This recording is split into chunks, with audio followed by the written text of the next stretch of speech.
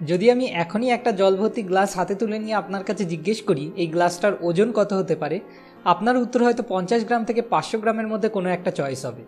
কিন্তু ফ্যাক্ট হলো এতে কিছু যায় আসে না যে এই জলের গ্লাসের অ্যাবসলিউট ওয়েট কতটা, বরং এটা বেশি ম্যাটার করে যে কতক্ষণ অবধি টানা এই গ্লাসটাকে আমি এভাবেই হাওয়াতে ধরে রাখতে চলেছি। যদি আমি কিছু সেকেন্ডসের জন্য এটাকে এভাবেই হাওয়ায় ধরে রাখি তাহলে ঠিক আছে, কিন্তু যদি আমি 1 ঘন্টার জন্য এটাকে এভাবে ধরে রাখি তাহলে আমার হাত ব্যথা করতে শুরু করবে। আর যদি পুরো একদিন টানা এরকম করে ধরে রাখি তাহলে হয়তো অ্যাম্বুলেন্স ডাকতে হতে পারে। ওই একই ওয়েট, কিন্তু যত বেশি সময়ের জন্য আমি এটাকে একটানা হোল্ড করে রাখবো তত বেশি এটা আরও ভারী লাগতে থাকবে। তাহলে আমায় কি করতে হবে? মাঝে মাঝে এই গ্লাসটাকে নিচে নামিয়ে রাখতে হবে। একটু রেস্ট নেওয়ার পর আবার আমি আরামসে ওটাকে ওঠাতে পারবো। ঠিক এভাবেই লাইফে স্ট্রেস থেকে বাঁচার জন্য মাঝে মধ্যেই আমাদের নিজের মাথা থেকে সব বোঝাগুলোকে সরিয়ে একটু রিফ্রেশ হয়ে নেওয়া উচিত, যাতে আমরা আবার ওই বোঝাগুলোকে খুব সহজেই বেশ কিছুক্ষণের জন্য ক্যারি করতে পারি। এবার প্রশ্নটা হচ্ছে, ভাই এই বোঝাগুলোকে নামাবো কী করে? এর উত্তর আজ আমি আপনার সঙ্গে মার্ক ম্যাককেওয়ানের বই get in the go zone থেকে শেয়ার করতে চলেছি। মার্ক বলেছেন, স্ট্রেস থেকে বাঁচার জন্য শুধু টাইমকে ম্যানেজ করলেই চলবে না, বরং আমাদের টাইম ক্রিয়েট করতে হবে। আপনাকে আপনার পুরো দিনটাকে 3টে জোনে ভাগ করতে হবে। নাম্বার 1 গো জোন, নাম্বার 2 নো জোন, আর নাম্বার 3 স্লো জোন। গো জোন হলো সেই স্টেট যেখানে আপনি আপনার পিক পারফরমেন্সে থাকেন। এই টাইমটা কারোর জন্য আর্লি মর্নিং, তো কারোর জন্য আবার লেট নাইট। প্রতিদিন কম করে 2 ঘন্টা এই গো জোনে আপনাকে এন্টার করতে হবে। এখানে অজুহাত বা ডিস্ট্রাকশন জিরো থাকবে। No mobile, no TV, nothing. শুধুমাত্র 2 ঘন্টার জন্য আপনাকে সব কিছু ভুলে পুরো মনোযোগ দিয়ে শুধুমাত্র একটা কাজই করতে হবে, যে কাজটা আপনার জীবনে সব থেকে বেশি অর্থপূর্ণ। হতে পারে সেই কাজটা পড়াশোনা বা গিটার বাজানো, বা হতে পারে কোনো প্রজেক্টে কাজ করা। এবার ফ্যাক্ট হলো আমাদের মধ্যে বেশিরভাগ লোকের জন্য এই কাজটা একের চাইতে বেশি, আর এই জন্য আমরা ওই সব কাজগুলোকে একসাথে করার চেষ্টা করি। মানে পড়তে পড়তে একটু গিটার বাজালাম, এদিকে গার্লফ্রেন্ডের সাথে হোয়াটসঅ্যাপে চ্যাটও অন রয়েছে, ওদিকে ইউটিউবে একটা নতুন ভিডিও আসছিলো ওটাও দেখে নিলাম। মানে একসাথে 10-12টা জিনিসে মাথা কাজ করতে শুরু করে দিল। ভাবুন, প্রথমে আপনাকে এক হাতে একটা কাচের প্লেট ধরার জন্য বলা হলো, তখন আপনার স্ট্রেস লেভেল কতটা হবে? আর তারপর যদি আপনার আরেক হাতে আরেকটা প্লেট, তারপর আপনার মাথার উপর আরেকটা, তারপর আপনার নাকের উপর, আর তারপর যদি মুখ দিয়ে আরেকটা প্লেট একসঙ্গে ধরতে বলা হয়, তাহলে তখন আপনার স্ট্রেস লেভেল কতটা হবে? মজার কথা হলো আমরা সারাদিন এটাই করতে থাকি, একসাথে 10-12টা জিনিস মাথায় নিয়ে ব্যালেন্স করার চেষ্টা করি। এটাই স্ট্রেসের আসল কারণ। আপনি অ্যাট এ টাইম শুধুমাত্র একটা কাজ করুন, কোথায় স্ট্রেস? যদি থাকেও তাহলে সেটা মিনিমাম। আমরা মাল্টিটাস্কিংয়ের নামে অনেকগুলো কাজ একসাথে করার চেষ্টা করি, যেখানে আসলে মাল্টিটাস্কিং জিনিসটাই একটা ভার্চুয়াল কনসেপ্ট, যেটা শুধুমাত্র কম্পিউটার প্রোগ্রামিংয়ের জন্য ইউজ হয়। রিয়ালিটিতে মাল্টিটাস্কিং নামে কোনো জিনিসই হয় না।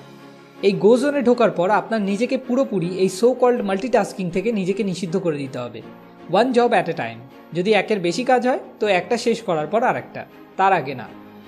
এবার প্রতিটা গো জোনের শুরুর আগে আপনাকে নিজেকে নিজে একটা 1 ঘন্টার নো জোন রিওয়ার্ড দিতে হবে। এটা সেই সময় যখন আপনি আপকামিং গো জোনের জন্য নিজেকে রিফ্রেশ করে তুলবেন। আজকের সময়ে আমাদের জীবনে স্ট্রেসের কোনো অভাব নেই। যদি কোনো জিনিসের অভাব থাকে তাহলে সেটা হলো রিকভারির। এই নো জোনেও আপনাকে ফোকাস থাকতে হবে, কিন্তু এক্ষেত্রে ফোকাস থাকবে গো জোনের একদম অপোজিট ডাইরেকশনে। এই নো জোনে কোনো কাজের ব্যাপারে ভাবা বা কোনো কাজ করা একদমই অ্যালাউড নয়। এই জোনটা টাইমের একদম প্রপার সেলফিশ ইউজ করার জন্য।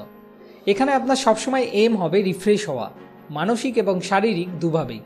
এর জন্য আপনি মেডিটেশন করতে পারেন, বা যোগা করতে পারেন, বা কোনো রিফ্রেশিং মিউজিকও শুনতে পারেন। এবার রিফ্রেশিং মানে ওই পাগলু গানটা নিশ্চয় নয়। যাই হোক, যাতে আপনি একটু রিফ্রেশ ফিল করেন। নো জোন আর গো জোনে এন্টার করার জন্য স্লো জোন একটা ট্রান্সলেশনের কাজ করে। স্লো জোন মানে আমাদের সবার ডিফল্ট জোন, যেটাকে আমরা কমফোর্ট জোনও বলি।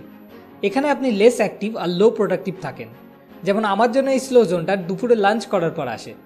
এখানে আপনার স্বাধীনতা আছে নিজের ইচ্ছা মতো সব কাজ করার। আপনি যদি চান তো টিভি দেখতে পারেন, বা গেমস খেলতে পারেন, বা ইউটিউবও দেখতে পারেন, যেটা আপনার ইচ্ছা। কিন্তু এই জোনে থাকাকালীন কোনো ইম্পর্টেন্ট কাজ করা বা কোনো ইম্পর্টেন্ট ডিসিশন নেওয়া একদমই অ্যালাউড নয়।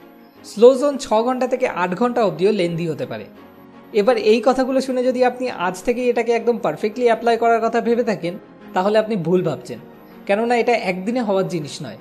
গো জোনে আপনাকে পিক পারফরমেন্সে কাজ করার জন্য আগে আপনাকে কিছুদিনের জন্য এই সিস্টেমটাকে পরিশ্রম করে প্র্যাকটিস করতে হবে। তারপর এটা একটা হ্যাবিট প্যাটার্ন ক্রিয়েট হয়ে যাবে। আর এই সময় আপনাকে একটা জিনিস খেয়াল রাখতে হবে, যে যাতে কখনো এই 3টে জোনের মধ্যেকার বর্ডারগুলো মিশে না যায়। যদি কোনো এমার্জেন্সি এসে যায় তাহলে স্লো জোন থেকে ডাইরেক্ট গো জোনে এন্টার করার আগে আপনাকে নিজেকে বলতে হবে, let's get in the go zone, যাতে এই বর্ডার্সগুলো কখনো মিশে না যায়। স্ট্রেস এমন একটা রোগ যেটা মানুষের জীবনে সাকসেসের সাথে সাথে বাড়তে থাকে।